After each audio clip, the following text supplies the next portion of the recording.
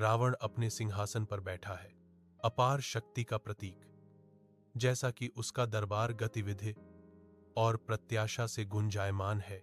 भव्य दरबार में मंत्री और सैनिक रावण को घेरे हुए हैं। उनके चेहरों पर विस्मय और भय का मिश्रण झलक रहा है। अचानक हंगामा मच जाता है, जो रावण की भव्यता के प्रदर्शन को बाधित करता है। हनुमान के रूप में सभी आंखें मुड़ जाती हैं। अप्रत्याशित शक्ति का एक दूत आत्मविश्वास से लंका के हृदय में प्रवेश करता है। हनुमान की उपस्थिति रावण के अधिकार को चुनौती देती है, जिससे दरबार में तनाव महसूस होता है। लंका के शानदार दरबार में हनुमान रावण के सामने खड़े हैं, जो मंडराते साये के बीच शांति का प्रतीक है। हनुमान ने राम का गंभीर संदेश दिया। राम ने संदेश भेजा है कि आप सीता को लौटा दें और क्षमा याचना करें। रावण तिरस्कार के साथ फट पड़ता है। उसकी आंखें क्रोध से चमकती हैं। दिव्य दूत को तिरस्कार के साथ खारिज कर देता है। एक मामूली बंदर रावण को व्याख्यान देने की हिम्मत करता है। तुम अपनी अहमियत को बहुत आंकते हो, छोटे बंदर।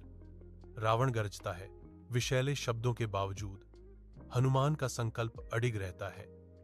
उनकी निगाह स्थिर और अटूट है। लंका के दरबार में तनाव हवा में भारी है।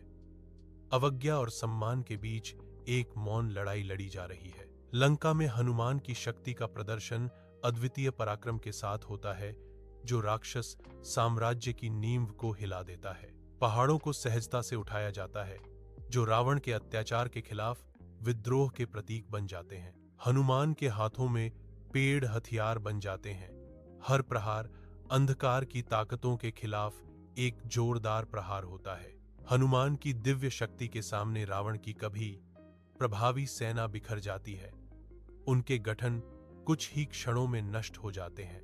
लंका पर भय का एक स्पष्ट वातावरण छा जाता है।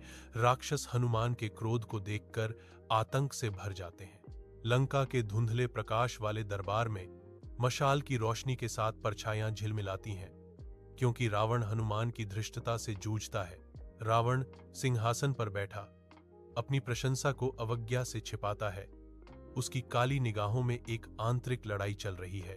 हनुमान की आवाज गूंजती है, एक अंतिम प्रतिध्वनित चेतावनी। रावण, यह तुम्हारी अंतिम चेतावनी है। अगर तुम धर्म के मार्ग को नहीं अपनाओगे तो तुम्हारा विनाश निश्चित है। हनुमान घोषणा करते हैं। हनुमान प्रस्थान करने की तैयारी करते हैं। रावण को अपनी अहंकार और अभिमान में सड़ने के लिए छोड़ देते हैं। अकेले रावण का विरोध मजबूत होता है। पासा फेंका जाता है, क्योंकि वह अपने विनाशकारी मार्ग को चुनता है।